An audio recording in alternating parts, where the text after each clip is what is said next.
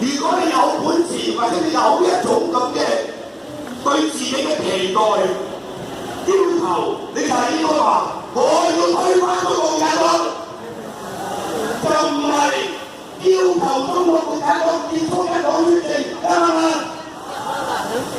你要求中共去結束一黨專政，即係叫佢自殺，啱唔啱啊？佢唔會聽你講佢自殺啦。跟住平反89民運，89民運或者6·4慘案係唔需要平反，大家知唔知道咩叫平反啊？把顛倒過去的重新顛倒過來，係咪撥亂反正？呢個叫平反。但係你要求嗰個殺人嘅政權去平反佢當年嗰個殺人嘅罪行，佢點講得通咧？你話俾我聽。你係乞求佢撥亂反正。喂 ，N 咁多年前我都覺得呢個係有問題，寫文章我都講過。唉，不過為咗大局着想，有陪你喺度掂。OK， 最近呢幾年喺立法會嗰個6·4動議，我已經唔投票，因為佢就係講平反6·4啊嘛。大家要明嗰個道理啦，我淨係舉呢個例子你就明啦。你喺呢個建設民主中國之前，就係要求中國建設民主中國，但係咧 understood 唔寫出嚟。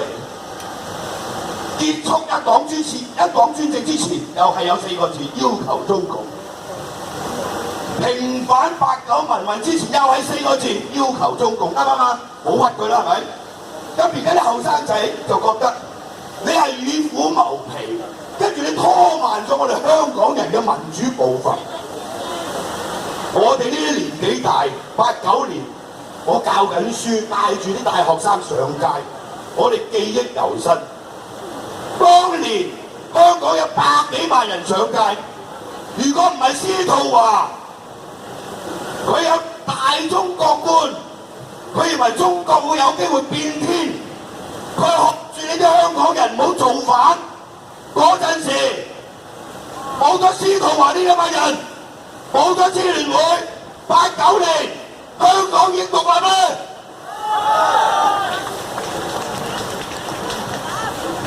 我哋都未同佢翻舊帳，各位，佢哋話你搞個香港獨立嘅人，或者呢啲本土派係痴人說夢，大家都係痴人說夢啊！我當要求中共結束一黨專政係痴人說夢啊！要求中國共產黨平反89民運係咪痴人說夢啊？要求中國呢個夢，我哋為我哋嘅下一代去建立一個香港可以自主、自決、自治嘅一個局面，我哋點解唔可以咁樣做啊？一個好簡單嘅道理，大家睇下香港喺1997之前係英國嘅殖民地，共產黨喺97之前冇統治過香港一日。佢話香港從來就是中國不可分割嘅一部分，你喺度鳩噏 ，OK？ 唔係從來，喺1997年7月1號之後變成中華人民共和國特別行政區，先至喺中國嘅眼皮底下嘅一塊另外嘅殖民地，就係中國嘅殖民地。香港人佢喺文化上有相當多部分嘅，佢係中國人喺文化上，亦都有一部分雖然喺香港出生，佢係黃皮膚黑頭髮，但喺文化上佢都唔係中國人嚟嘅，佢中文都唔識啊有啲人 ，OK？ 但係有一樣嘢係相同嘅，我哋大家都講廣東話係咪？各位，有啲人話本土派排外，我話俾你，本土派從來都係最包容。如果唔係香港嘅本土人嘅包容，今時今日香港點會有700萬人咧？請問，如果唔係香港人嘅包容，喺中國大陸3面紅旗時代，60年代初因為毛澤東嘅冇進政策、大躍進、人民公社總路線嘅三面紅旗底下，死咗幾千萬人，餓死無數咁多人。喺香港嘅邊境梧桐山漫山遍野都係大陸嘅難民，香港人就係包容呢啲大陸嘅難民，大家一齊締造香港今天嘅繁榮局面。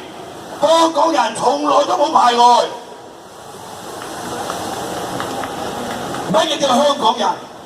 香港人無分先後，不分新舊。